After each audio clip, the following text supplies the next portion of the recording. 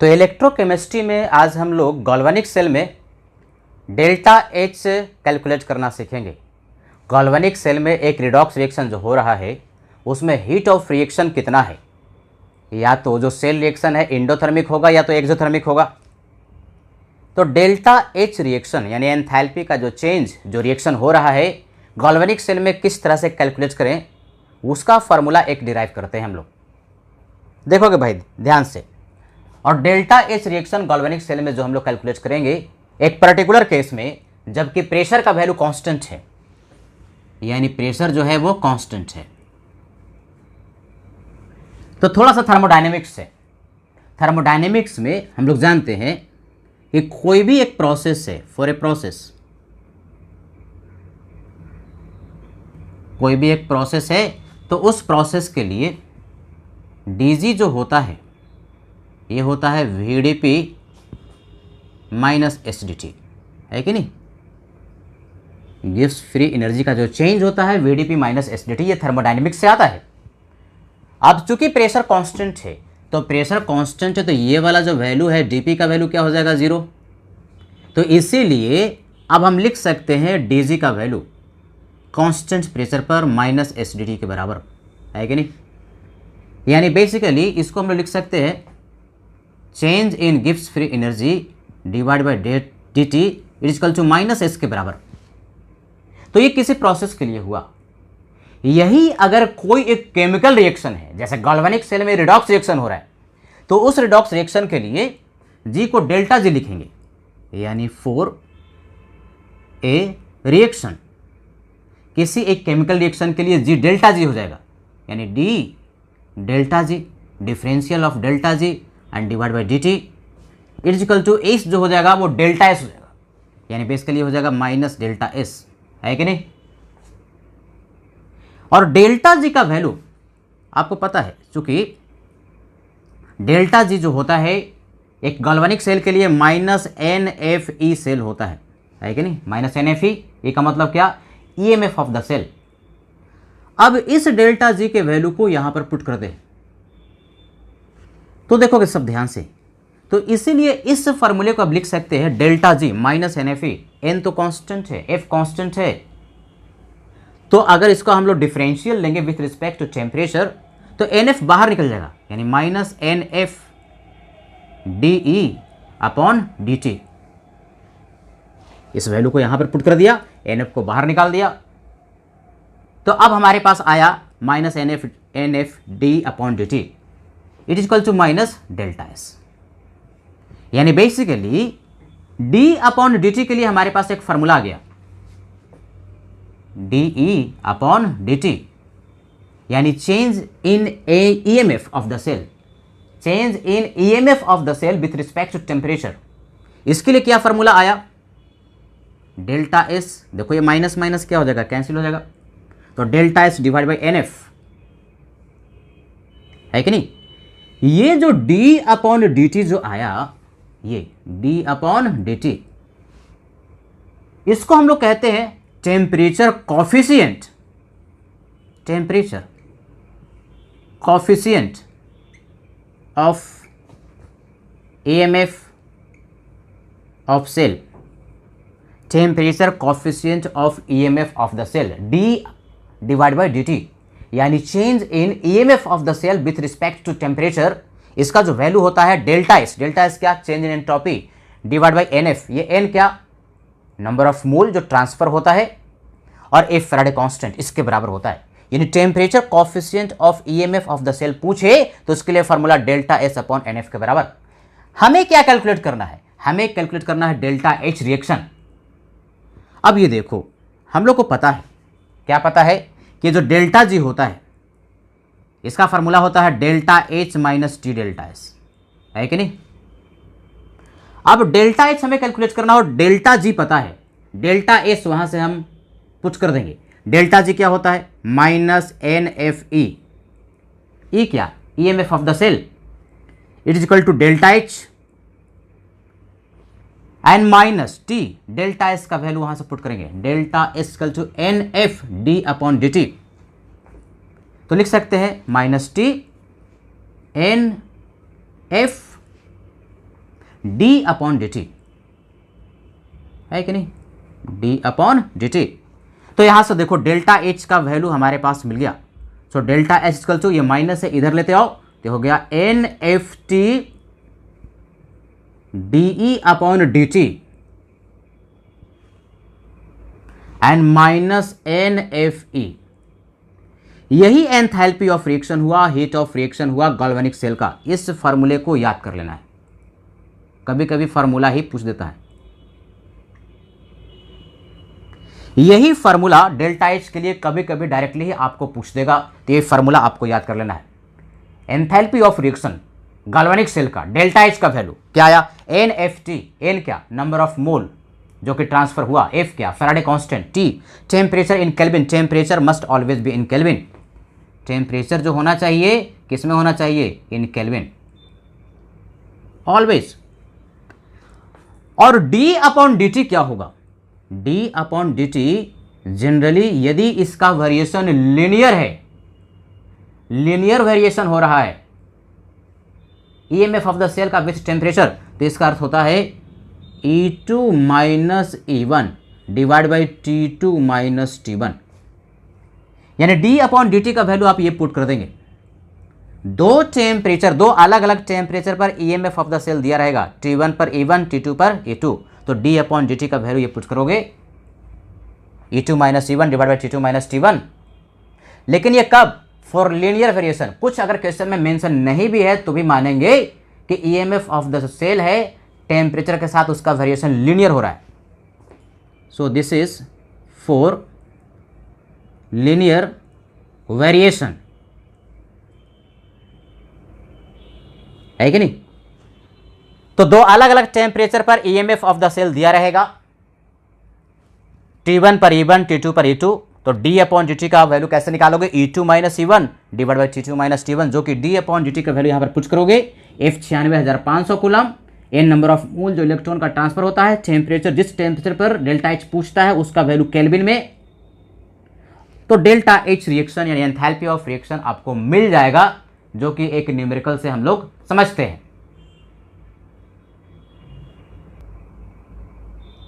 तो एक क्वेश्चन है, calculate delta H reaction of given galvanic cell at 27 degree Celsius. एक गैल्वेनिक सेल दे दिया Zn plus 2 Cu plus 2 Cu, ये एक गैल्वेनिक सेल है, और इस गैल्वेनिक सेल का 27 डिग्री सेल्सियस पर enthalpy of reaction, heat of reaction पूछता है कितना होगा। कुछ इंफॉर्मेशन दिया हुआ है, ई सेल का वैल्यू दे दिया 27 डिग्री सेल्सियस पर 1.04 वोल्ट, और ई सेल का वैल्यू एक और टेम्परेचर पर दिया 37 डिग्री सेल्सियस पर दे दिया 1.14 वोल्ट, यानी दो डिफरेंट टेम्परेचर पर ईएमएफ ऑफ द सेल का वैल्यू दिया है। एक दे दिया 27 डिग्री सेल्सियस पर और दूसरा दे दिया 37 डिग्री सेल्सियस पर। तो जो 27 डिग्री है उसको T1 कह दिया, और जो 37 डिग्री है उसको T2 कह दिया, है कि नहीं। एक को T1 कह दिया, दूसरे को T2 कह दिया। तो T1 वाला टेम्परेचर को केल्विन में चेंज कर लिया, इसको भी केल्विन में चेंज कर लिया। केल्विन में कैसे चेंज करते हो, डिग्री सेल्सियस में 273 जोड़ते हैं, तो ये 300 केल्विन हो गया, ये 310 केल्विन हो गया। तो टेम्परेचर T1 यानी 300 केल्विन पर ई सेल का वैल्यू 1.04 वोल्ट है। V का मतलब क्या, वोल्ट, इसको हमने E1 कह दिया, और T2 यानी 310 केल्विन पर ई सेल का जो वैल्यू है 1.14 वोल्ट, इसको E2 कह दिया। T2 वाले का E2 और T1 वाले का E1 कह दिया। तो हमारे पास जो फार्मूला है, उस फार्मूले को जो मैंने बोला याद कर लेना है डेल्टा एच के लिए, वो फार्मूला क्या था, NFT D upon D T minus NFE, यानी हमें न्यूमेरिकल को सॉल्व करने के लिए D अपॉन डी टी का वैल्यू चाहिए। क्वेश्चन में EMF of the cell as a function of temperature नहीं लिखा तो हम मानेंगे कि लीनियर वेरिएशन है। तो D अपॉन डी टी का वैल्यू क्या हो जाएगा, E2 minus E1 divide by T2 minus T1। अब T2 पर E2 दिया है, T2 पर E2 दिया है 1.14 वोल्ट, और T1 जो कि 300 केल्विन है उसके करस्पॉन्डिंग E1 दे दिया कितना, 1.04 वोल्ट। वैल्यू को पुट कर दिया, 0.01 आया D अपॉन डी टी का वैल्यू। अब इस D अपॉन डी टी का वैल्यू इस फार्मूले में पुट कर देंगे। N number of mole of electron transfer, देखो Zn से Zn प्लस 2 जाएगा 2 इलेक्ट्रॉन, Cu प्लस 2 से Cu में जाएगा 2 इलेक्ट्रॉन, यानी ओवरऑल 2 इलेक्ट्रॉन का ट्रांसफर हो रहा है। तो N का वैल्यू 2, F का वैल्यू 96,500 कूलम, एंड टेम्परेचर कितना, टेम्परेचर है 300 केल्विन। जिस टेम्परेचर पर पूछा किस टेम्परेचर पे पूछा? 27 डिग्री सेल्सियस पे पूछा। तो 27 डिग्री सेल्सियस का मतलब 300 केल्विन। तो एन एफ टी 300 केल्विन और डी अपॉन डी टी का वैल्यू पुट कर दिया 0.01, ये जो पुट कर यहां जो आया था value, minus N F E, n का वैल्यू इलेक्ट्रॉन का ट्रांसफर 2, एफ का वैल्यू 96,500 और ई, ये ई क्या? EMF of the cell.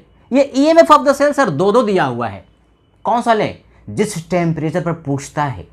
किस टेम्परेचर पर डेल्टा एच पूछ रहा है? 27 डिग्री सेल्सियस पे पूछ रहा है। तो 27 डिग्री सेल्सियस पर जो ईएमएफ ऑफ द सेल है उस वैल्यू को लेंगे। तो 27 डिग्री सेल्सियस पर ईएमएफ ऑफ द सेल का वैल्यू कितना? 1.04 वोल्ट है कि नहीं? तो 1.04 वोल्ट लिया, T1 वाला लिया, 27 डिग्री सेल्सियस वाला इस सेल का वैल्यू लिया और फिर उसको हम लोगों ने सॉल्व कर लिया, रिजॉल्व कर लिया। तो सॉल्व करके हमारे पास डेल्टा एच का जो वैल्यू आया जूल में इतना आया। जूल में क्यों आया? क्योंकि सब हम लोगों ने एसआई यूनिट में वैल्यू को पुट कर दिया। ये 96,500 कूलम, ये टेम्परेचर केल्विन में, यानी सारा वैल्यू यदि एसआई यूनिट में होता है तो आपका एनर्जी का यूनिट भी जो आएगा वो किस में आएगा? जूल में आएगा।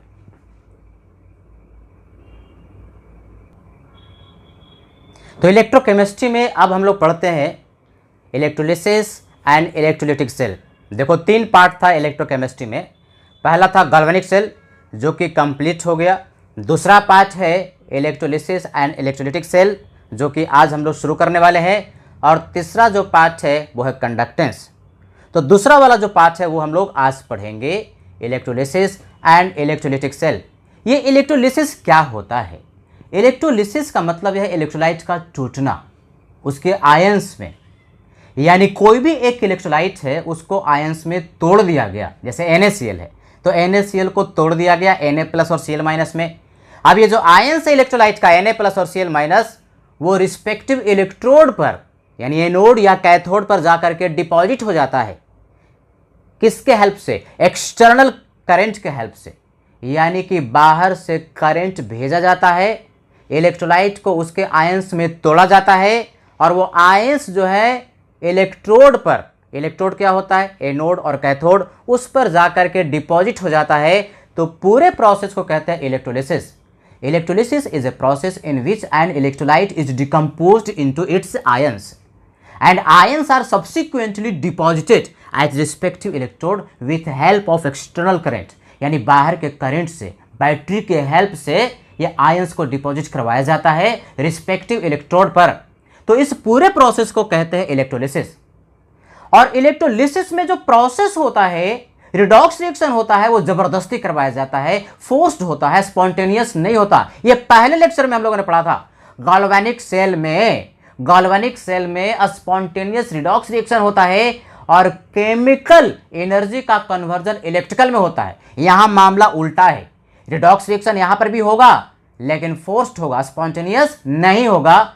एक्सटर्नल करंट के हेल्प से रिडॉक्स रिएक्शन करवाया जाएगा, यानी कि करंट भेजा और रिएक्शन करवाया, यानी बेसिकली इलेक्ट्रिकल एनर्जी का कन्वर्जन केमिकल एनर्जी में यहां पर होता है। तो ऐसे प्रोसेस कहते हैं इलेक्ट्रोलिसिस। और जहां पर यह इलेक्ट्रोलिसिस का प्रोसेस होता है उस सेल को कहते हैं इलेक्ट्रोलिटिक सेल। यही तो पढ़ना था। गैल्वेनिक सेल हम लोगों ने पढ़ लिया, अब हम लोग पढ़ेंगे इलेक्ट्रोलिटिक सेल और उसमें होगा इलेक्ट्रोलिसिस।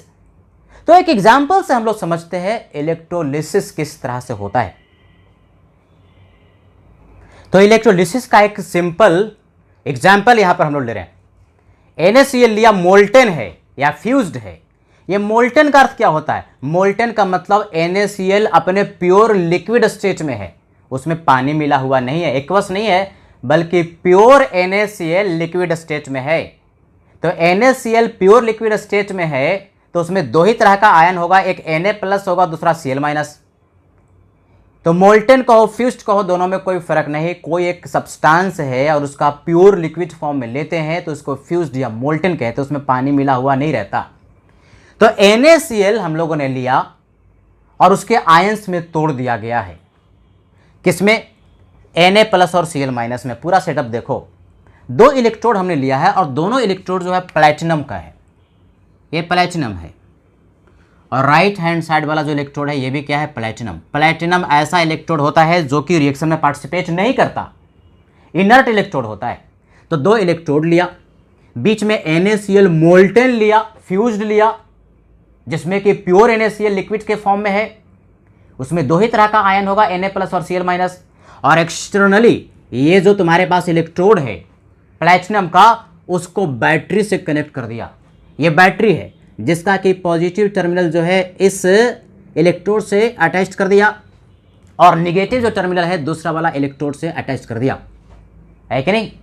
तो अब क्या होगा, करंट जाएगा, इस बैटरी से करंट प्रवाहित होगा और करंट जब फ्लो करेगा तो उस करंट के हेल्प से यहां पर रिडॉक्स रिएक्शन होगा। तो रिडॉक्स रिएक्शन फोर्स्ड हो रहा है, स्पॉन्टेनियस नहीं बल्कि नॉट स्पॉन्टेनियस है, यानी करंट भेज रहे हैं और रिडॉक्स रिएक्शन करवा रहे हैं। ये कहां पर होता है, इलेक्ट्रोलाइटिक सेल में होता है। और ये जो Cl- और Na+ है ये डिपॉजिट हो जाएगा या लिबरेट हो जाएगा रिस्पेक्टिव इलेक्ट्रोड पर।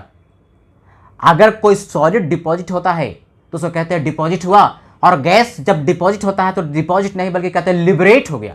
जैसे Cl2 गैस होगा तो उसको कहते हैं लिबरेट हो गया, और Na जो सॉलिड है वो डिपॉजिट होगा तो सिंपली कहते हैं कि डिपॉजिट हो गया। तो देखो पूरा प्रोसेस को, करंट भेजा, अब NaCl का फ्यूज्ड मोल्टेन स्टेट में पड़ा हुआ था, आयन था Na+ Cl-। ये Cl- की टेंडेंसी किधर होगी, पॉजिटिव टर्मिनल की ओर। ये पॉजिटिव टर्मिनल इससे अटैच किए हो तो ये इलेक्ट्रोड पॉजिटिव हो गया, पॉजिटिव इलेक्ट्रोड की तरफ Cl- जो कि निगेटिव है आकर्षित होगा, अट्रैक्ट होगा। तो ये Cl- पॉजिटिव इलेक्ट्रोड की तरफ गया तो 2Cl- दो इलेक्ट्रॉन को इसने लूज कर दिया और Cl2 गैस में लिबरेट हो गया। तो क्या हुआ, ऑक्सीडेशन। Cl- ने इलेक्ट्रॉन को लूज किया, एक Cl- एक करेगा, दो करेगा तो दो इलेक्ट्रॉन लूज करेगा। इलेक्ट्रॉन का लॉस यदि होता है तो ऑक्सीडेशन होता है, और जहां पर ऑक्सीडेशन होता है, जिस इलेक्ट्रोड पर ऑक्सीडेशन होता है उसको कहते हैं एनोड। तो ये एनोड हो गया भाई, और चूंकि पॉजिटिव टर्मिनल से अटैच्ड है इसलिए ये एनोड पॉजिटिव है। एनोड पर हमेशा ऑक्सीडेशन, और यदि पॉजिटिव टर्मिनल से अटैच्ड है बैटरी का, इसलिए एनोड यहां पर पॉजिटिव है। अब ये जो Na+ है वो क्या करेगा, Na+ दो इलेक्ट्रॉन, दो Na+ दो इलेक्ट्रॉन को गेन कर लिया, और गेन करके सोडियम सॉलिड में यहां पर डिपॉजिट हो जाएगा। यहां पर सोडियम डिपॉजिट होते जाएगा और यहां Cl2 गैस लिबरेट होता जाएगा। एनोड पर Cl2 गैस और कैथोड पर सोडियम सॉलिड डिपॉजिट होता जाएगा, है कि नहीं। तो ओवरऑल रिएक्शन क्या हो रहा है, यहां पर क्या हुआ पहले ये बताओ। यहां पर रिडक्शन हुआ, इलेक्ट्रॉन का गेन हुआ। जहां पर इलेक्ट्रॉन का गेन होता है ना, उस इलेक्ट्रोड को कहते हैं कैथोड। तो ये कैथोड हुआ, और कैथोड जो कि निगेटिव टर्मिनल से अटैच था, पॉजिटिव निगेटिव की ओर जा रहा है, तो निगेटिव टर्मिनल से अटैच्ड होने की वजह से कैथोड को यहां पर निगेटिव इलेक्ट्रोड कहा। समझ बात आ रही है, क्यों निगेटिव क्यों पॉजिटिव। कैथोड यहां पर निगेटिव, एनोड यहां पर पॉजिटिव। गैल्वेनिक सेल में मामला उल्टा था, एनोड पर होता ऑक्सीडेशन ही था लेकिन वो निगेटिव था, कैथोड पर होता रिडक्शन ही था लेकिन वहां पर वह पॉजिटिव इलेक्ट्रोड था। यहां मामला उल्टा, एनोड पर हो ही रहा ऑक्सीडेशन, एनोड पर हमेशा ऑक्सीडेशन होता है, कैथोड पर हमेशा रिडक्शन, लेकिन साइन डिफरेंट हो सकता है। इलेक्ट्रोलाइटिक सेल में एनोड पॉजिटिव है और कैथोड निगेटिव है। बात समझ में आ गई, समझाया मैंने। अब ये देखो, एनोड पर ऑक्सीडेशन और कैथोड पर रिडक्शन, तो ओवरऑल सेल रिएक्शन के लिए हमने जोड़ दिया तो इलेक्ट्रॉन कैंसिल होकर के हमारे पास ओवरऑल सेल रिएक्शन मिला, जो कि स्पॉन्टेनियस नहीं बल्कि बैटरी के करंट को भेज करके करवाया गया। तो ये Cl2 गैस लिबरेट होगा, कहां पर लिबरेट हुआ, एनोड पर, एच एनोड। और सोडियम सॉलिड है तो कहते हैं कि डिपॉजिट हुआ, ये कहां पर डिपॉजिट होगा, तो एच कैथोड। तो इस पूरे प्रोसेस को इलेक्ट्रोलिसिस कहते हैं, और जिस वेसल में, जिस इंस्ट्रूमेंट में यह इलेक्ट्रोलिसिस का प्रोसेस होता है उसको इलेक्ट्रोलाइटिक सेल के नाम से पुकारते हैं। तो इस तरह से इलेक्ट्रोलिसिस हम लोग बहुत सारे सब्सटेंस का करने वाले हैं, लेकिन उसके पहले कुछ हम लोग पढ़ते हैं कि कितने तरह का, जैसे हमने यहां पर इस्तेमाल किया कि इनर्ट इलेक्ट्रोड प्लैटिनम है, तो दो तरह का इलेक्ट्रोड होता है, उसके बारे में हम लोग पढ़ेंगे, और फिर पढ़ेंगे फैराडेज लॉज ऑफ इलेक्ट्रोलिसिस।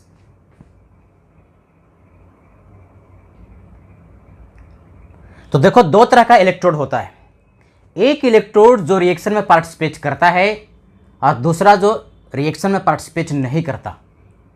तो जो रिएक्शन में पार्टिसिपेट करता है उसको हम लोग कहते हैं रिएक्टिव और अटैकेबल इलेक्ट्रोड। नाम में उसका अर्थ छुपा हुआ। अटैकेबल मतलब जिसको अटैक किया जा सके, मतलब रिएक्शन में पार्टिसिपेट कर सके, रिएक्टिव।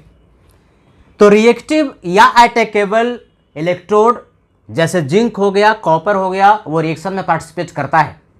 अगर गैल्वेनिक सेल याद होगा तो जिंक का मास घट रहा था, कॉपर का मास बढ़ रहा था, मतलब रिएक्शन में पार्टिसिपेट करने वाला वो इलेक्ट्रोड था। तो जो रिएक्शन में पार्टिसिपेट करेगा उसका मास घट भी सकता, बढ़ भी सकता, यानी mass of electrode can change, जैसे जिंक हो गया, कॉपर हो गया, एटसेट्रा। दूसरा नॉट अटैकेबल, नॉन रिएक्टिव या इनर्ट इलेक्ट्रोड, बहुत बार गैल्वेनिक सेल में इस्तेमाल किया गया है और हमने पढ़ाया है। इनर्ट का मतलब जो रिएक्शन में पार्टिसिपेट ना करे, नॉट अटैकेबल का मतलब जो रिएक्शन में अटैक नहीं किया सके, यानी रिएक्शन में पार्टिसिपेट ना करे, सिंपल एकदम। तो जो रिएक्शन में पार्टिसिपेट ही नहीं करेगा तो उसका मास चेंज नहीं करेगा, mass of electrode does not change. जैसे प्लैटिनम, हर जगह कहते थे कि प्लैटिनम इलेक्ट्रोड नॉर्मली लगाया जाता है क्योंकि वह रिएक्शन में पार्टिसिपेट नहीं करता। जहां हमें ऐसे इलेक्ट्रोड की जरूरत है जो कि रिएक्शन में पार्टिसिपेट ना करे, सिर्फ इलेक्ट्रॉन का ट्रांसफर भर करे, इलेक्ट्रॉन का सोर्स और सिंक की तरह काम करे, वहां पर इनर्ट इलेक्ट्रोड लेते हैं। फॉर एग्जांपल प्लैटिनम, ये कार्बन ग्रेफाइट, कहाँ देखो, नीपो एवरेडी बैटरी को जब तुम फोड़ोगे उसको तो अंदर में ग्रेफाइट का जो इलेक्ट्रोड होता है कार्बन का, वो इनर्ट इलेक्ट्रोड होता है, रिएक्शन में पार्टिसिपेट नहीं करता। क्या सीखा? अटैकेबल रिएक्शन में पार्टिसिपेट करेगा, नॉट अटैकेबल रिएक्शन में पार्टिसिपेट नहीं करेगा।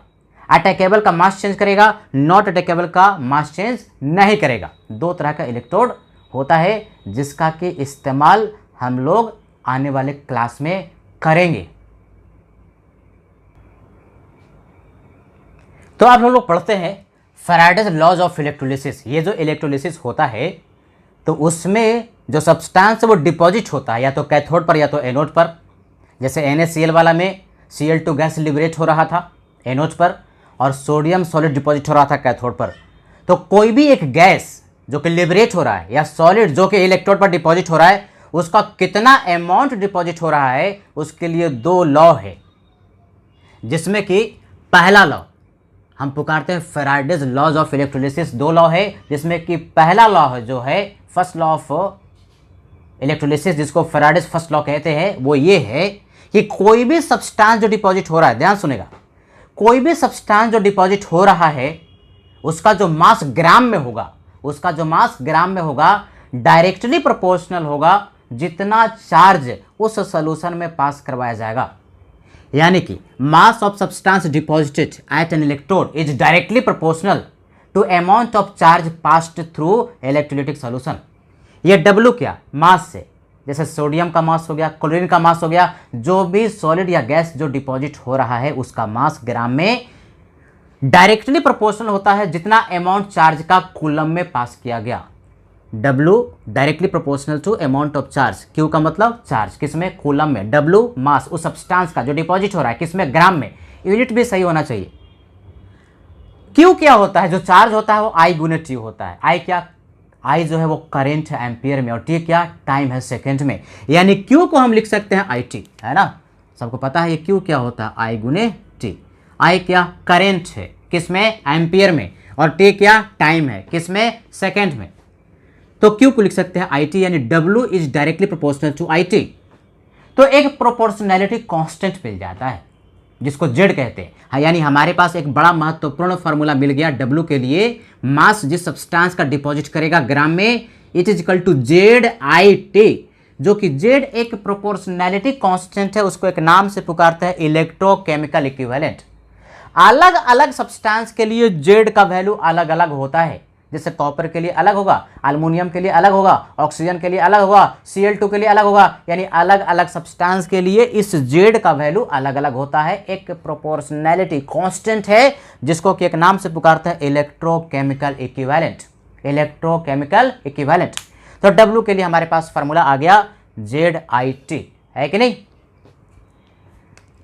अब क्या जो टर्म इस्तेमाल करें वो कभी भूलना नहीं, उस पहले तो फॉर्मूला को याद कर लेना है ZIT। Z क्या? इलेक्ट्रोकेमिकल इक्विवेलेंट बताया, अलग अलग सब्सटेंस के लिए अलग अलग। W मास जो सब्सटेंस का डिपॉजिट होगा ग्राम में, I करंट है एम्पियर में, और T क्या? टाइम है सेकेंड में, और Q क्या है? Charge in coulomb. अब जरा ध्यान से देखो, ये जो तुम्हारे पास फॉर्मूला आया W का, वो क्या है? जेड और आई टी को क्या लिखते हैं क्यू, आई टी को क्या लिख सकते हैं क्यू। अब ये क्यू का वैल्यू यदि 1 कूलम हो जाए, क्यू का वैल्यू यदि 1 कूलम हो जाए, यानी 1 कूलम चार्ज पास करवाया जाए, तो ऐसे केस में डब्ल्यू और जेड क्या हो जाएगा बराबर। बात समझ में आ रही है। यानी 1 कूलम चार्ज पास करवाया जाता है तो जो सब्सटेंस का मास डिपॉजिट होगा वही जेड कहलाएगा। यानी इलेक्ट्रोकेमिकल इक्विवेलेंट का डिफिनेशन क्या हुआ, 1 कूलम चार्ज पास करवाने पर सब्सटेंस का जितना मास डिपॉजिट होता है वही इलेक्ट्रोकेमिकल इक्विवेलेंट कहलाता है। यानी जेड इक्वल टू डब्ल्यू होगा कब, जबकि क्यू का वैल्यू 1 कूलम होगा। वही लिखा है क्यू यानी चार्ज का वैल्यू 1 कूलम हो जाता है तो उस केस में इलेक्ट्रोकेमिकल इक्विवेलेंट का वैल्यू डब्ल्यू के बराबर हो जाता है कि नहीं। इसको याद रखना है, ये आगे डेरिवेशन में काम आने वाला है। यानी अभी के लिए फार्मूला क्या याद रखना है, W equal to Z I T, और 1 कूलम पास करवाने पर जेड का वैल्यू और डब्ल्यू का वैल्यू दोनों बराबर हो जाता है। अब देखोगे फैराडे साहब ने एक्सपेरिमेंट किया और एक्सपेरिमेंट से देखा कि 96,500 कूलम 96,500 कूलम 1 मोल इलेक्ट्रॉन पर चार्ज होता है। पहले ही बताया 1 मोल इलेक्ट्रॉन पर चार्ज 96,500 कूलम के बराबर होता है। इसको 1 फैराडे कहते हैं। यानी 1 फैराडे का हो, 96,500 कूलम का हो या 1 मोल इलेक्ट्रॉन का हो, तीनों में कोई फर्क नहीं है। तो 96,500 कूलम यदि सॉल्यूशन में पास करवाया जाता है तो किसी भी सब्सटेंस का जो डिपॉजिट होगा 1 ग्राम इक्विवेलेंट डिपॉजिट होगा। 1 ग्राम इक्विवेलेंट का हो या 1 इक्विवेलेंट का हो, दोनों में कोई फर्क नहीं है। किसी भी सब्सटेंस का 1 इक्विवेलेंट के बराबर डिपॉजिट होगा। यानी 1 फैराडे पास करवाओगे तो ऑक्सीजन का भी 1 ही इक्विवेलेंट डिपॉजिट होगा, H2 का भी 1 इक्विवेलेंट डिपॉजिट होगा। यानी सोडियम, अल्युमिनियम, आयरन जो भी सब्सटेंस डिपॉजिट हो रहा है 1 फैराडे पर पास करवाने पर 1 ही इक्विवेलेंट डिपॉजिट होगा। 1 ग्राम इक्विवेलेंट कहो या 1 इक्विवेलेंट कहो, दोनों में कोई फर्क नहीं है। 1 इक्विवेलेंट के बराबर डिपॉजिट होगा, इसका अर्थ क्या, 1 इक्विवेलेंट में जितना मास होता है वो डिपॉजिट होगा। तो 1 इक्विवेलेंट में जितना मास होता है बच्चे ना, उसको हम लोग इक्विवेलेंट मास कहते हैं। किसी भी सब्सटेंस का 1 इक्विवेलेंट के मास को इक्विवेलेंट मास कहते हैं। जैसे 1 मोल के मास को मोलर मास, उसी तरह से 1 इक्विवेलेंट के मास को इक्विवेलेंट मास को इस से रिप्रेजेंट करेंगे। यानी किसी भी सब्सटेंस का 96,500 कूलम अगर पास करवाएंगे तो उसका इक्विवेलेंट मास के बराबर मास डिपॉजिट करेगा। इक्विवेलेंट मास को ई से रिप्रेजेंट कर रहे हैं, यानी ई ग्राम रिप्रेजेंट करेगा। चाहे वो सब्सटेंस कोई हो, O2 हो, N2 हो, CO2, कोई भी गैस जो लिबरेट हो रहा है या कोई भी सब्सटेंस सॉलिड डिपॉजिट हो रहा है, सबका ई ग्राम यानी उसके इक्विवेलेंट मास के बराबर डिपॉजिट होगा 96,500 कूलम में। तो 1 कूलम पास करवाएंगे तो आगे के नियम से E अपॉन 96,500 ग्राम डिपॉजिट होगा। 1 कूलम पास करवाने पर जो मास डिपॉजिट होता है उसी को तो जेड कहते हैं, अभी तो पढ़ाया। 1 कूलम पास करवाने पर जो मास सब्सटेंस का डिपॉजिट होता है ग्राम में, उसको हम लोग जेड इलेक्ट्रोकेमिकल इक्विवेलेंट कहते हैं। तो 1 कूलम में इतना ग्राम डिपॉजिट होगा, तो 1 कूलम पास करवाया तो यही तो जेड का वैल्यू हो गया, कितना, E अपॉन 96,500। हमारे पास डब्ल्यू का फॉर्मूला था जेड आई टी, जेड का एक और फॉर्मूला आया E अपॉन 96,500, तो डब्ल्यू का फॉर्मूला आ गया E I T divide by 96,500। Z का वैल्यू ये वाला पुट किया तो ये डब्ल्यू का एक बहुत इंपॉर्टेंट फार्मूला आ गया, वेरी वेरी इंपॉर्टेंट फार्मूला, और ये आपको याद कर लेना है। इससे बहुत सारा न्यूमेरिकल सॉल्व होने वाला है। तो मास जो डिपॉजिट होगा कितना होगा, इक्विवेलेंट मास गुने आई करंट है, टी टाइम है सेकंड में, डिवाइड बाय 96,500, ये मास ग्राम में डिपॉजिट होगा किसी भी सब्सटेंस का। यानी क्वेश्चन में आई पता रहे, टी पता रहे, इक्विवेलेंट मास निकाल लेंगे, 96,500 से डिवाइड कर देंगे तो मास हमारे पास ग्राम में आ जाएगा। ये इक्विवेलेंट मास कैसे निकालते हो, किसी भी सब्सटेंस के मोलर मास को n फैक्टर से डिवाइड करने पर इक्विवेलेंट मास मिल जाता है, जो कि न्यूमेरिकल में आगे हम लोग समझेंगे। एक बड़ा महत्वपूर्ण सूत्र, सूत्रों का सूत्र, महासूत्र है, ये महा कॉन्सेप्ट लिख रहे हैं। इस एक कॉन्सेप्ट जो लिखा ना, उससे बहुत सारा न्यूमेरिकल आपका सॉल्व होने वाला है। क्या भाई, तो जितना इक्विवेलेंट डिपॉजिट होगा उतना ही फैराडे पास किया जाएगा। 1 फैराडे में 1 इक्विवेलेंट डिपॉजिट होता है तो 5 फैराडे में 5 इक्विवेलेंट, यानी जितना फैराडे उतना ही इक्विवेलेंट। नंबर ऑफ इक्विवेलेंट आपने कैलकुलेट कर लिया तो नंबर ऑफ फैराडे भी आ गया, जितना फैराडे उतना ही इक्विवेलेंट। और जितना फैराडे उतना ही mole of electron. 1 mole electron का मतलब चार्ज 1 फैराडे, 2 मोल इलेक्ट्रॉन का मतलब 2 फैराडे चार्ज है। यानी basically number of mole of electron का हो या फैराडे नंबर ऑफ फैराडे को जितना पास करवाया गया या नंबर ऑफ इक्विवेलेंट का हो, सब बराबर होता है। ये सूत्र नहीं बल्कि महासूत्र है, कॉन्सेप्ट नहीं बल्कि महा कॉन्सेप्ट है। और इस कॉन्सेप्ट से बहुत सारे न्यूमेरिकल तुम्हारे सॉल्व होने वाले। अब नंबर ऑफ इक्विवेलेंट कैसे निकालोगे? बहुत सारा फॉर्मूला है। अगर नॉर्मलिटी दिया तो नॉर्मलिटी गुने वॉल्यूम, वॉल्यूम किसमें लीटर में। अगर मोलारिटी दिया तो मोलारिटी गुने वॉल्यूम गुने एन फैक्टर। अगर मोल दिया तो मोल गुने एन फैक्टर। जो सब्सटेंस का जो भी इंफॉर्मेशन दिया उसके अनुसार नंबर ऑफ इक्विवेलेंट निकाल लेगा। या अगर मास दिया तो 2 काम कर सकते हैं, मास को मोल में कन्वर्ट कर लो, मास अपन मोलर मास एन फैक्टर से गुना करेगा, मोल गुना n factor, number of equivalent मिलेगा। या फिर अगर इक्विवेलेंट मास पता तो मास को इक्विवेलेंट मास से डिवाइड करने पर डायरेक्टली मिल जाता है नंबर ऑफ इक्विवेलेंट। जितना इक्विवेलेंट मिल गया तो उतना ही नंबर ऑफ फैराडे मिल गया और उतना ही मोल ऑफ इलेक्ट्रॉन। और नंबर ऑफ फैराडे मिल गया तो 1 फैराडे में 96,500 कूलम होता है, तो x फैराडे अगर आ गया तो x गुने 96,500 टोटल चार्ज भी हमें मिल जाएगा, जो कि न्यूमेरिकल से हम लोग समझेंगे। तो ये फर्स्ट लॉ ऑफ इलेक्ट्रोलिसिस हुआ, Faraday's first law. Second law की बात करते हैं। Second law of electrolysis Faraday का फर्स्ट लॉ को ही कहने का दूसरा तरीका है। सेकेंड लॉ क्या कहता है? कहता यह है कि यदि सेम ही क्वांटिटी इलेक्ट्रिसिटी का पास करवाया जाए, हमारे पास मान लो 2 सॉल्यूशन है और दोनों सॉल्यूशन में दोनों इलेक्ट्रोलिटिक सॉल्यूशन है और दोनों को सीरीज में कनेक्ट करके सेम टाइम के लिए करंट भेज दिया। मतलब क्या? दोनों में चार्ज सेम ही भेजा, दोनों इलेक्ट्रोलिटिक सॉल्यूशन में चार्ज सेम ही भेजा। तो सेम ही चार्ज भेजने पर दोनों इलेक्ट्रोलिटिक सॉल्यूशन में जो सब्सटेंस डिपॉजिट हो रहा होगा सबका इक्विवेलेंट बराबर होगा। ये तो है ही है। अरे भाई, चार्ज अगर सेम भेजोगे तो चार्ज सेम भेजने पर फैराडे सेम होगा और फैराडे सेम होगा तो इक्विवेलेंट जो भी डिपॉजिट होगा, चाहे वो सब्सटेंस कोई भी हो, सबका इक्विवेलेंट क्या होगा? बराबर होगा। जितना फैराडे उतना ही इक्विवेलेंट डिपॉजिट होता है। तो चार्ज सेम तो फैराडे भी सेम, फैराडे सेम तो इक्विवेलेंट जो डिपॉजिट होगा, चाहे वो सब्सटेंस जो भी हो, सबका बराबर होगा। ये तो फर्स्ट लॉ ही था, यानी फर्स्ट लॉ को कहने का ही दूसरा तरीका। क्या भाई? Same quantity of charge is passed, same quantity, इसमें क्यू तो दूसरा सोल्यूशन में भी क्यू ही पास करवाया गया। कैसे पास होता है? दोनों को सीरीज में कनेक्ट करके सेम ही टाइम के लिए करंट भेज दो तो दोनों में चार्ज सेम पास होगा। तो सेम ही चार्ज पास करवाने पर डिफरेंट इलेक्ट्रोलाइटिक सॉल्यूशन में तो जो भी सब्सटेंस डिपॉजिट होगा सबका नंबर ऑफ इक्विवेलेंट जो होगा वो बराबर होगा।